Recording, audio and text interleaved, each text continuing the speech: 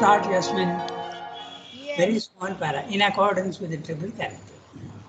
in accordance with the triple character of the sacrifice, we may divide works too into a triple order: the works of knowledge, the works of love, the works of the will in life, and see how this more plastic spiritual rule applies to each province and effects the transition from the lower to the higher nature. Yeah. So we'll make very clear what he's saying in this small because there can be a confusion. Okay. So he is now in the section the Karma Yoga, works of love. He will deal with the this is Karma Yoga. So he will go on it about 100, 200 plus pages. Then he will come to the works of knowledge. Okay, Jnana Yoga. That is about 200 pages later. Then finally he'll come to the works of love, Bhakti Yoga, which is usually in the second volume. But here there is no second volume, but anyway. Then last, the integral yoga, integral perfection is on. So these are the four ways. So here we are now in the Karma Yoga. Now he is applying the concept of sacrifice, okay, in Karma Yoga. But when you are doing karma of knowledge, suppose you are a teacher or you are a instructor or you are a scholar or you are a philosopher, that's works of knowledge. Then the works of love, okay, you are a priest, okay, or you are anything else, anything that you connected with the works of love, okay, bhakti. Then the works of the will in life, that is the um, will in life action, okay. So physical work, how you can do physical work. Anything that is physical is works of will in life. Okay?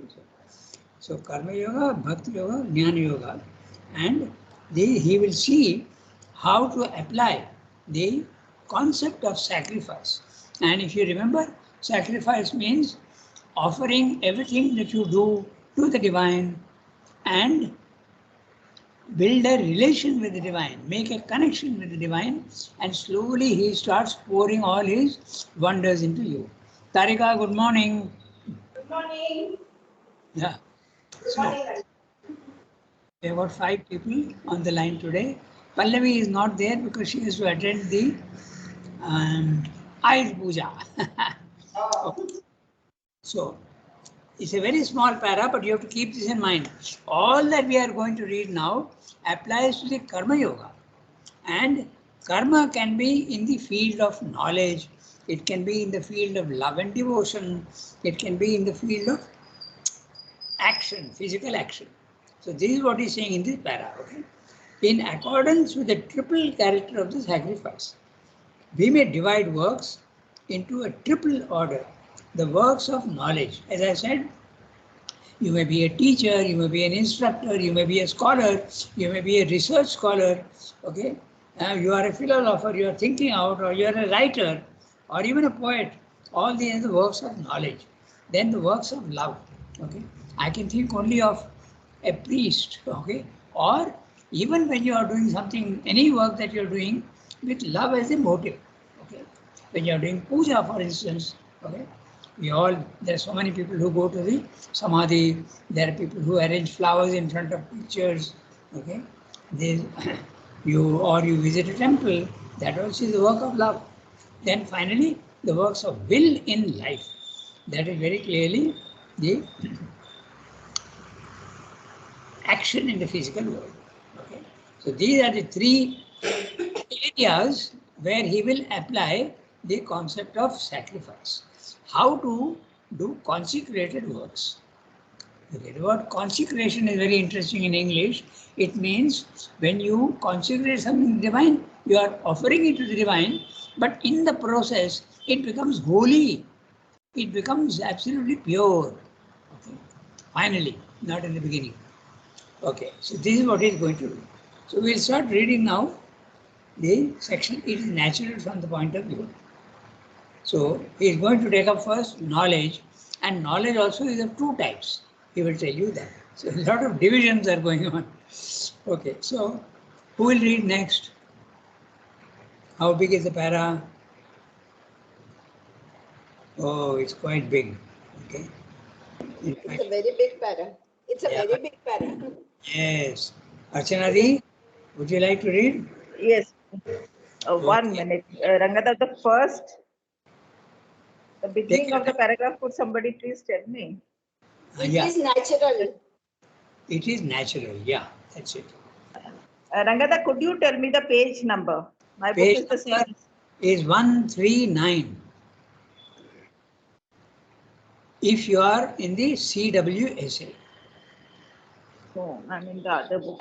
Mine is Oh. 130. Mine is 130. Ah, that's right. 113. 130. Yeah. One. It is natural, right? Got it? Okay. Yes, yes, yes. Rangada. So let's read the paragraph today. It's a very long one. Okay. It is natural from the point of view of the yoga to divide into two categories the activities of the human mind in its pursuit of knowledge. There is the supreme supra-intellectual knowledge which concentrates itself on the discovery of the one and infinite in its transcendence, or tries to penetrate by intuition, contemplation, direct inner contact into the ultimate truths behind the appearances of nature. There is the lower science which diffuses itself in an outward knowledge of phenomena, the disguises of the one and infinite as it appears to us in and through the more exterior forms of the world manifestation around us. These two, an upper and a lower hemisphere, in the form of them, constructed or conceived by men within the mind's ignorant limits, have even their separated have even there separated themselves as they developed with some sharpness. Philosophy, sometimes spiritual or at least intuitive, sometimes abstract and intellectual, sometimes intellectualizing spiritual experience, or supporting with a logical apparatus the discoveries of the spirit, has claimed always to take the fixation of ultimate truth as its province. But even when it did not separate or rarefied metaphysical heights from the knowledge that belongs to the practical world and the pursuit of ephemeral objects, intellectual philosophy, by its habit of abstraction, has seldom been a power for life. It has been sometimes powerful for high speculation, pursuing mental truth for its own sake without any ulterior utility or object, sometimes for a subtle gymnastic of the mind in a mistily bright cloudland of words and ideas, but it has walked or acrobatized far from the more tangible realities of existence. Ancient philosophy in Europe was more dynamic, but only for the few. In India, in its more spiritualized forms, it strongly influenced, but without transforming the life of the race. Religion did not attempt, like philosophy, to live alone on the heights. Its aim was rather to take hold of man's parts of life, even more than his parts of mind, and draw them Godwards. It professed to build a bridge between spiritual truth and the vital and material existence. It strove to subordinate and reconcile the lower to the higher, make life serviceable to God, earth obedient to heaven. It has to be admitted that too often this necessary effort had the opposite result of making heaven a sanction for earth's desires. For continually, the religious idea has been turned into an excuse for the worship and service of the human ego. Religion, leaving constantly its little shining core of spiritual experience, has lost itself in the obscure mass of its ever extending ambiguous compromises with life in attempting to satisfy the thinking mind. It more often succeeded in oppressing or fettering it with a mass of theological dogmas. While seeking to net the human heart, it fell itself into pits of pietistic emotionalism and sensationalism. In the act of annexing the vital nature of man to dominate it, it grew itself vitiated and fell a prey to all the fanaticism, homicidal fury, savage, or harsh term for oppression, pullulating falsehood, obstinate attachment to ignorance, to which that vital nature is prone. Its desire to draw the physical in man towards God betrayed it into chaining itself to ecclesiastic mechanism, hollow ceremony, and lifeless ritual. The corruption of the best produced the worst by that strange chemistry of the power of life, which generates evil out of good, even as it can also generate good out of evil. At the same time, in a vain effort at self defense against this downward gravitation, religion was driven to cut existence into two by a division of knowledge.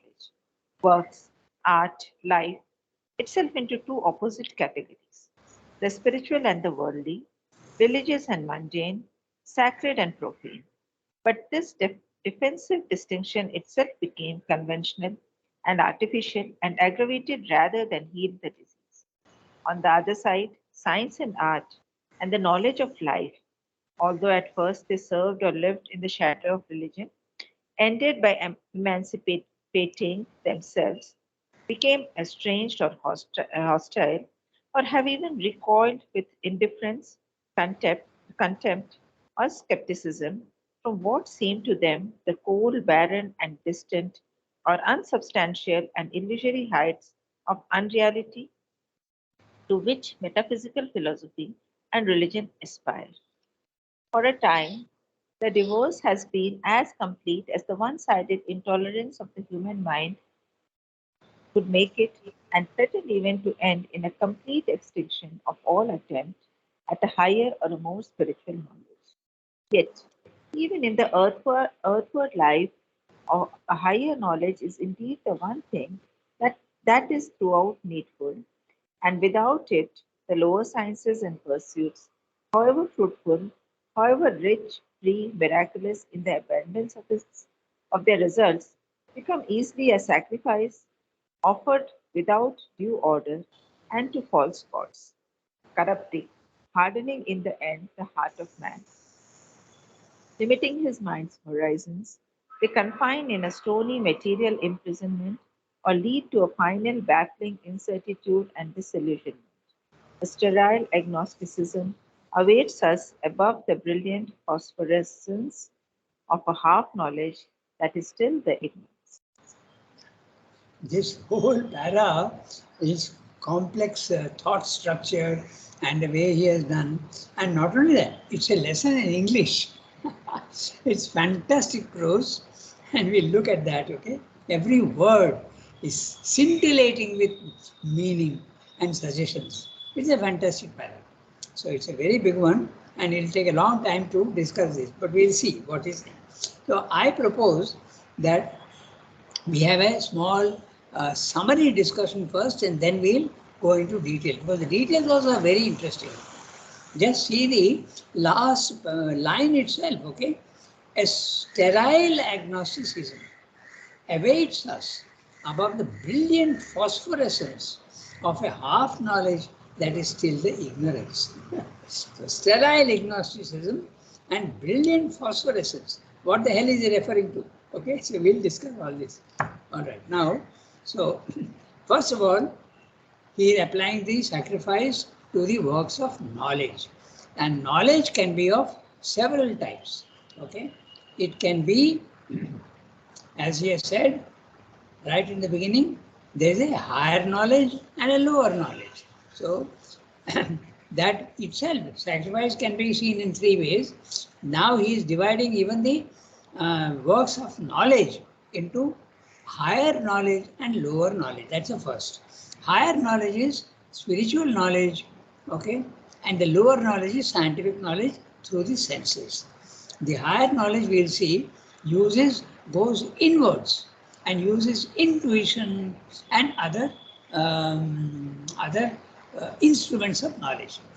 The lower knowledge, paravidya, aparavidya, the lower knowledge uses the senses, and as a supplement, it uses also the brain, which is what the scientist does. So that's the first division. Then he comes to philosophy, and then he comes to religion also. Okay, so religion also is a sort of um, uh, activity of the of knowledge. Then he comes to philosophy, and philosophy also he discusses the various aspects of philosophy. Philosophy in the West and philosophy in India. Okay, and then finally he comes to he examines all these one by one, religion and all, and then he comes also to science and art. Even art he's putting in the category of um, works of knowledge. Okay, that's interesting. So this is what he. So I'll do one thing. I'll read out the summary.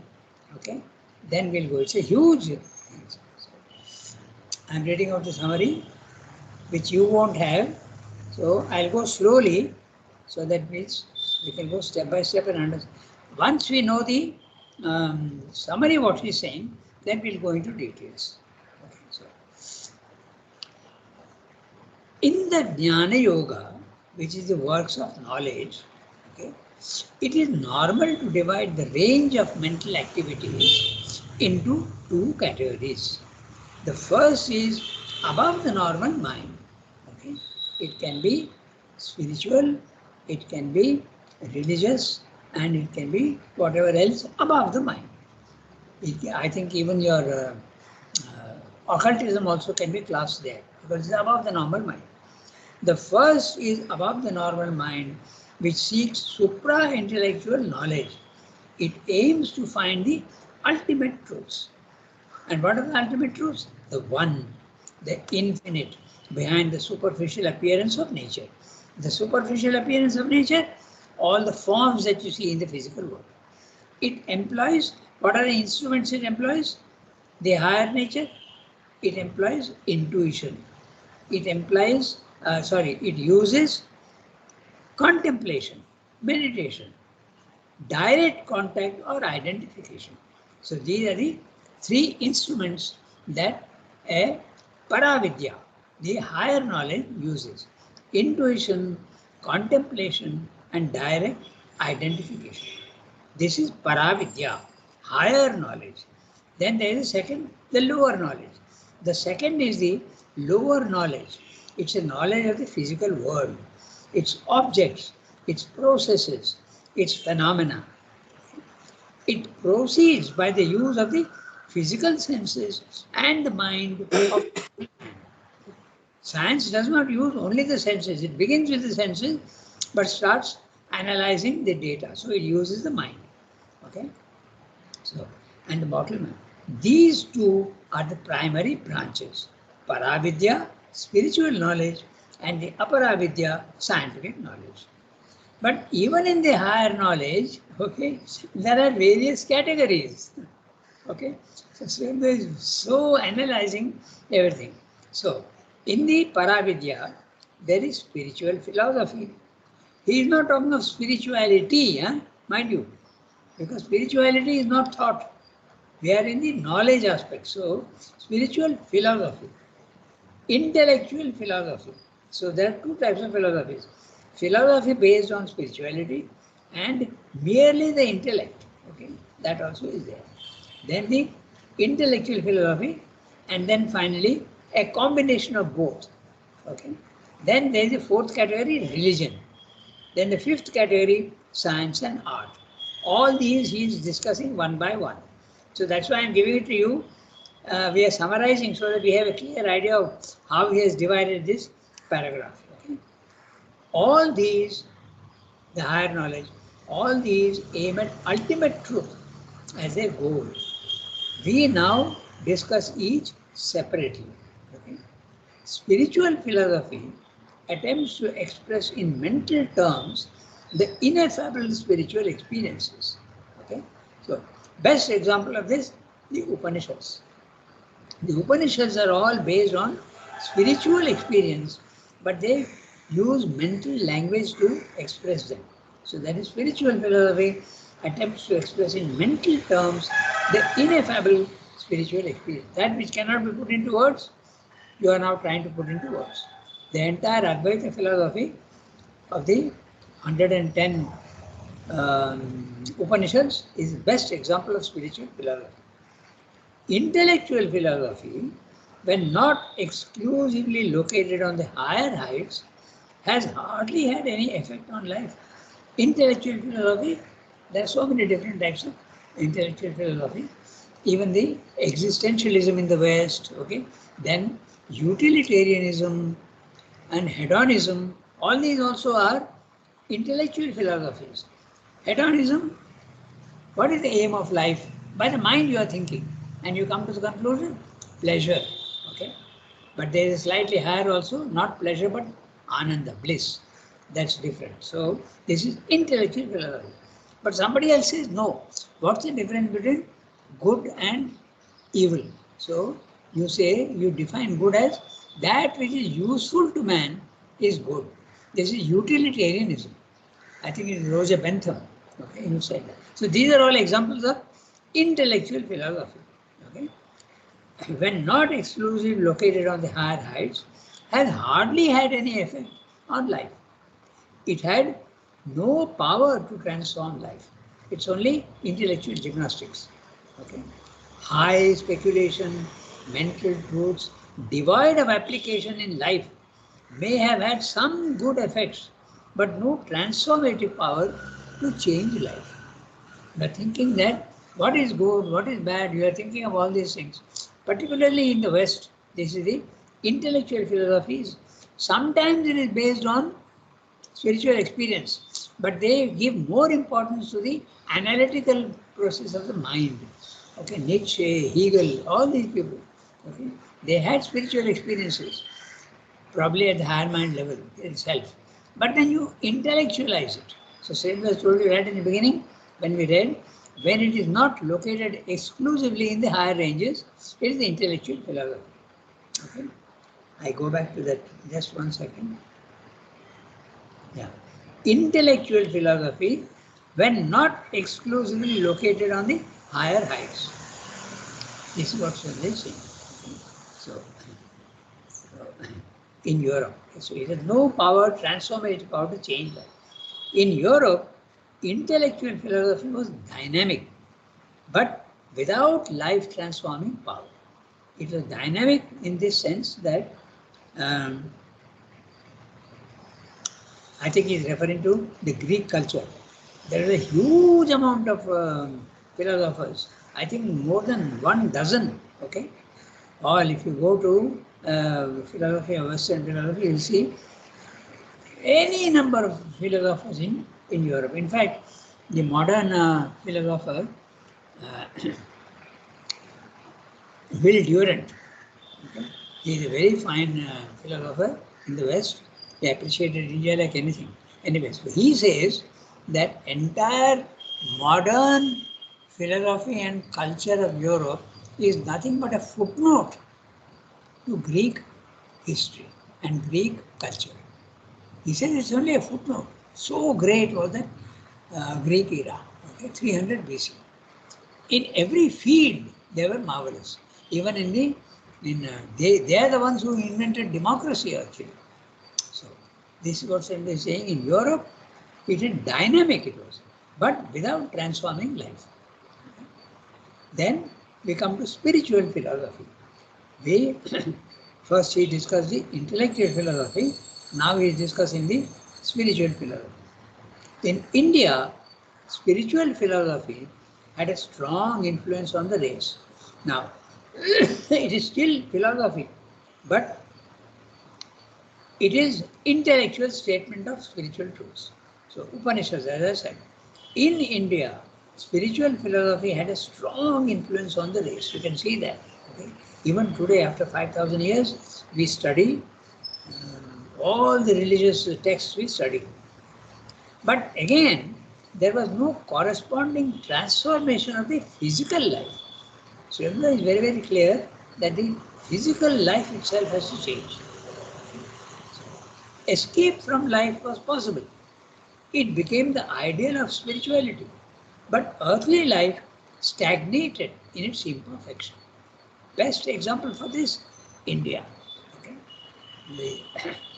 Spiritually at the highest heights, but at the material level, don't pay any attention. It is useless. It is absolutely falsehood. It is even illusion.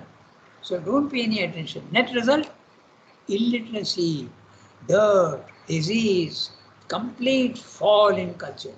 It was there in the background. It never died really fully in India, but 90% absolutely downgraded. Then we come to religion. So he has discussed spiritual philosophy and he has discussed intellectual philosophy. Now he comes to religion.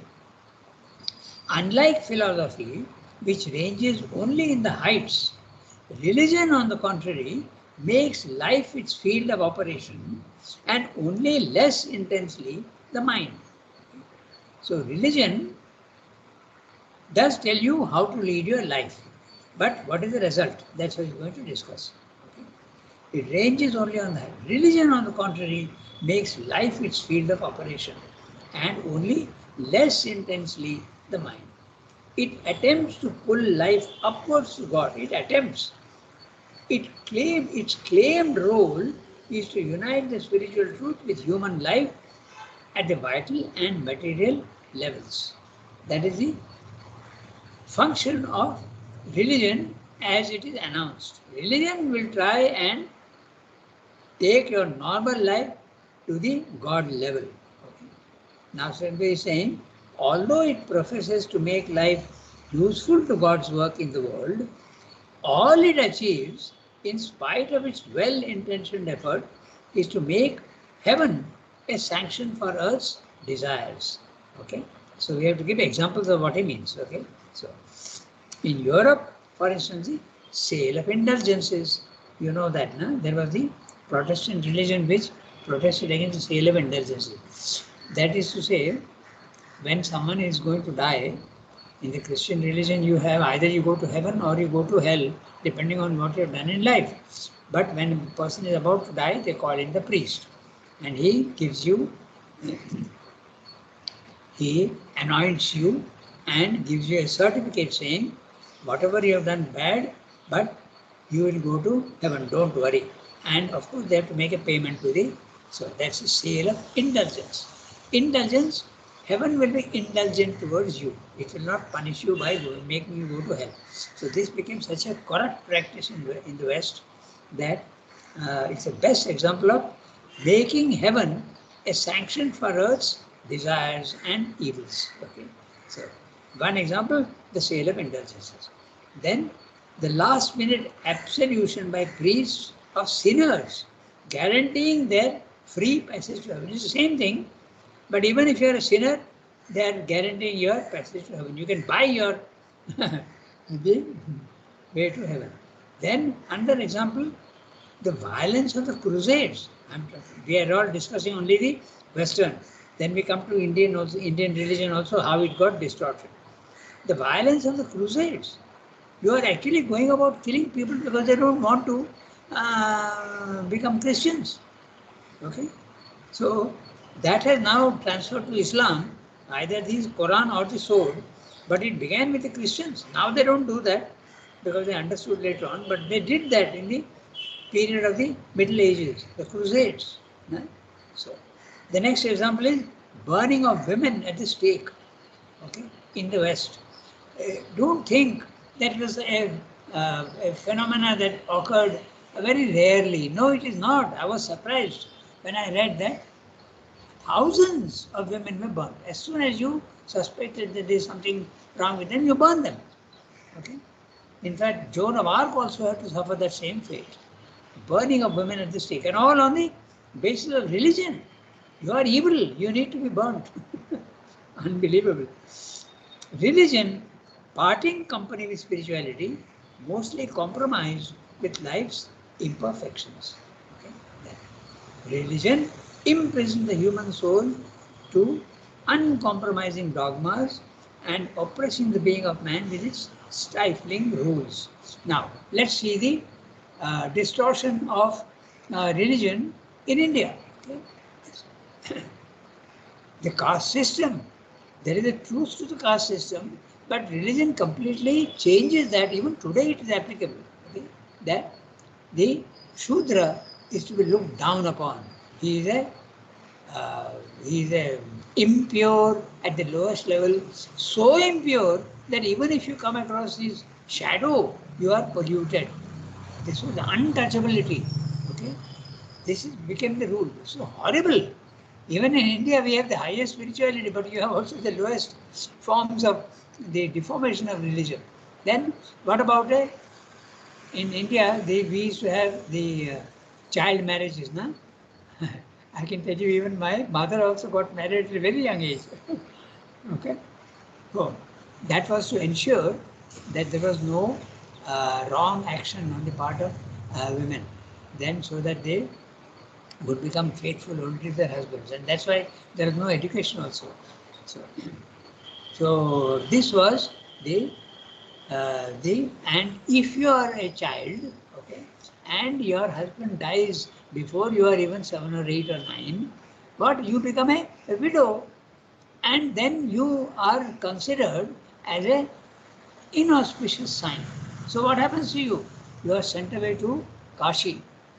Go away, you are a widow, you are a sign of inauspiciousness. You have to go away to Kashi. So Varanasi is full of widows' homes.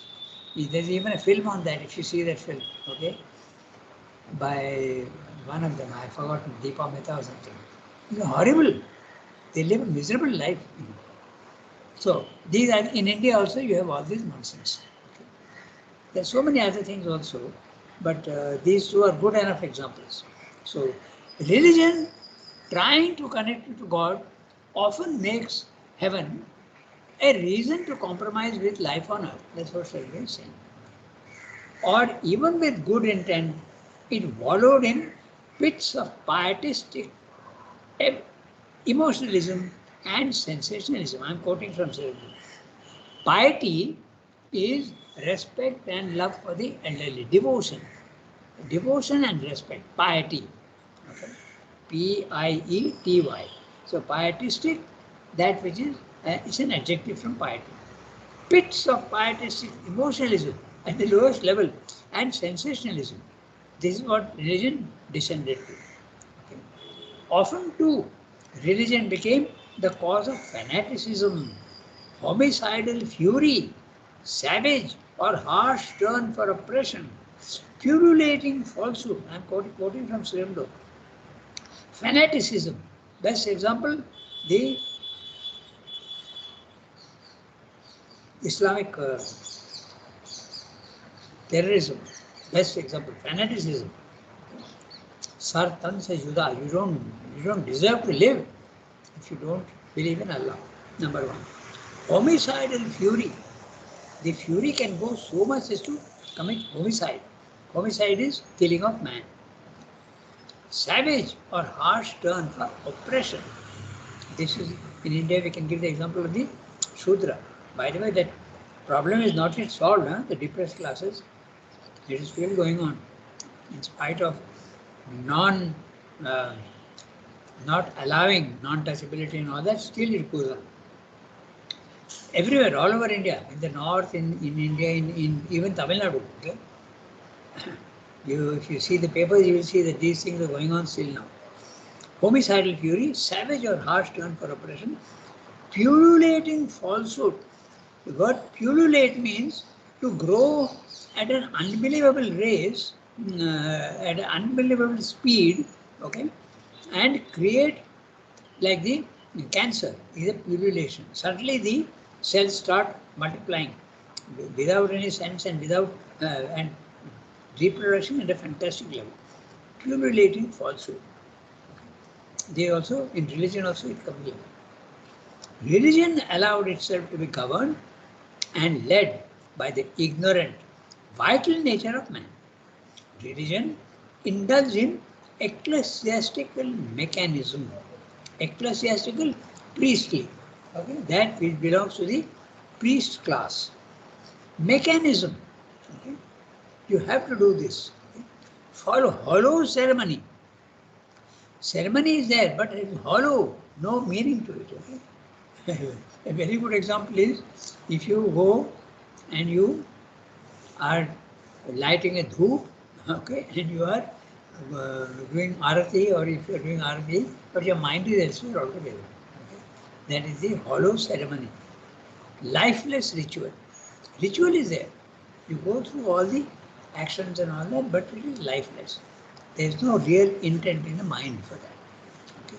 So this is what Swami is saying about the religion. Then he continues. I'm still reading the ceremony, the summary. Huh? It's such a big para. Religion became subject to the common enough law of the good producing evil and evil resulting in unintentional good. This is very interesting. All of you can think about examples of how good is going to produce evil, and sometimes evil produces good, unintentional good. How this can happen? Okay, so it's a very interesting thing. One, we can give very example of the intended good producing evil is very clear. Okay, one, there are many examples, but one example is you fight the wrong war. Okay, when the Nazis came to power, the Allies came together and said, we will fight this. It's good, intention is very good. But what do the individual soldiers do? They do all sorts of things, looting, okay, and violating women, okay, very common in life, in war, it happens. However good you are, this happens. So a good is producing evil. And there is another thing, the evil producing good, that's also interesting, okay. You can think of so many things. It's not really evil, but that which seems to be bad produces good, okay. Two examples, not a very good example, but still not too bad. A forest fire is not good. It's not evil, but it's not good, but it produces good. How? By destroying unnecessary vegetation and new life comes up. Okay. Then, and also the other example is the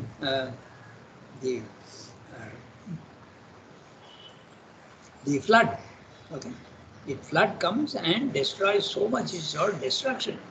But when the waters recede, your ground becomes fertile because the soil has become fertile. So this is all examples of how good and evil are mixed in the physical world. And the name for that is dualities. In the physical world, there are dualities and both are valid in the physical world. Okay. So religion became subject to the common enough law of the good producing evil and evil resulting in unintentional good. Okay. Sometimes you do something with a bad intention, but ultimately it becomes, in my own life I've got very good examples, but I won't go into it because it involves many others.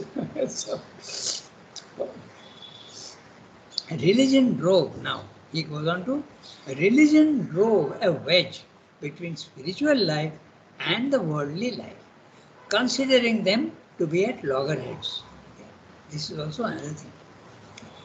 But the division had the opposite effect of making life to go further away from the spirit. This is the example. Now he comes to science and art. Science and art also is apara vidya, the lower knowledge. So, earlier, Sri Aurobindo had discussed the higher knowledge. Now he comes to the lower knowledge. He clubs art also in knowledge, although perhaps art is more an activity of the heart. He himself says that, and then he says, but we'll take it as an activity of the mind. Because in art you have to think also, na? What you do, how you are going to do, the technique. There's a lot of technique involved. Because he says that art too is an activity of the mind. Science and art initially lived under the control of religion, as in Europe. Okay, never in India, but in Europe. Perhaps more in Europe than in India. In India, all human activity was influenced deeply by the Paravidya, the spiritual knowledge, not religion, but never fully controlled by it. The spirituality never fully controlled life in the physical world. In fact, you had to leave the physical world and go away. That was the ascetic tendency, because it believed in freedom, variety, and the many. But in Europe, so in India, spirituality was very developed, but it did not transform life. Because on the contrary, you were advised, you want a spiritual life, go away from the physical world. Don't, no question of transforming. Run away from it in India. Okay? But never controlled by it. Then, but in Europe, science as well as art, okay, there are many interesting examples. Botticelli, okay, Michelangelo, Leonardo da Vinci, they were all, their art was always related to religion. Okay? Disengage themselves from the restricting coils of religion, forbidding it to interfere in the other fields like science, art, polity. Okay? Then examples of Galileo, Tycho Brahe, Copernicus, as well as normal life. They refuse to let religion dictate terms in normal life. Okay, so Sridhar is discussing in so great a detail. The French Impressionists in art broke away from the religion fully. Okay, all the Paul Gauguin, okay, Monet, Manet, Pissarro, all these Toulouse-Lautrec, they were all the, and mother used to actually hobnob with them. Okay, because they were the French Impressionists in art, broke away from religion fully. They started doing what they call it, life, drawing of scenes from nature, drawing of still life, a table with a vase and a pen and a book, all this sort of thing. Nothing to do with religion. Okay. The other example which I gave you, all were religion. That was around the 14th century. Michelangelo, okay, uh, Michelangelo, Botticelli in Italy, Michelangelo also in Italy, Leonardo da Vinci also in Italy, all Italy only. Okay, then it comes to the art, and we gave so many examples of art. Okay, then he comes, and also in the Holland, okay, Rembrandt, he started doing paintings of human beings. Nothing to do with religion. Okay, ordinary human beings. So this is all, he is discussing all this in detail. But in Europe, scientific knowledge banished religion altogether from life and embraced the fake gods of wealth, hedonism, enjoyment, success, physical comfort and ease. Okay? The inevitable result of this downward trend ended in material imprisonment. This is in Europe. Baffling incertitude and disillusionment. Europe resorted to the philosophy of existentialism. Yes, the physical world is bad, but what can you do? There is nothing beyond the physical world. So you have to tolerate it. Existentialism. Science became the champion of materialism and agnosticism. It's an ignorance, even in its brilliance, which is nothing but a phosphorescence of half knowledge. That's it. Now, so he is examining and he's saying that science is nothing but materialism, but it's a brilliant phosphorescence. The results that they have got in the physical world are stunning. We have in fact, we are now using the discoveries of science. When we are sitting here, you are all over here and there, and yet we are able to communicate. This is a brilliant phosphorescence. It's a half light, the phosphorescence of knowledge.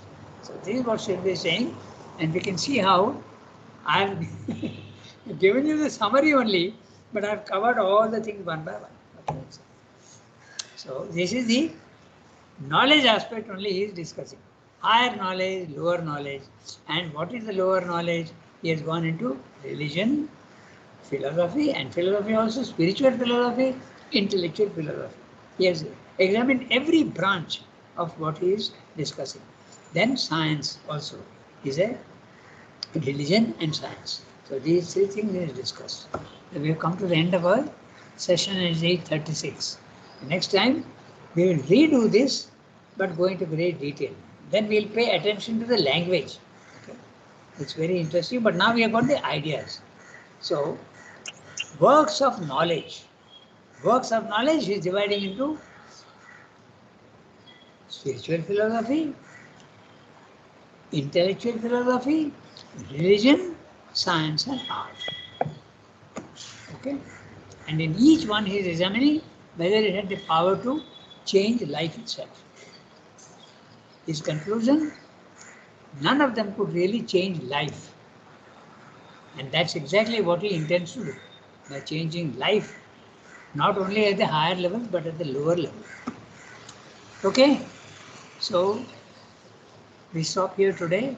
I hope it wasn't too heavy, because he Shyamdar does not make clear distinctions. He goes in his prose one by one, one by. It's for us to say, okay, now he's dividing this. We can make a chart actually from what he has said here in this 2.5 page paragraph. Okay. Okay, Rangana. Okay. Au revoir, everybody. Have a nice day. Today, Thank you, I- Rangana. Merci beaucoup.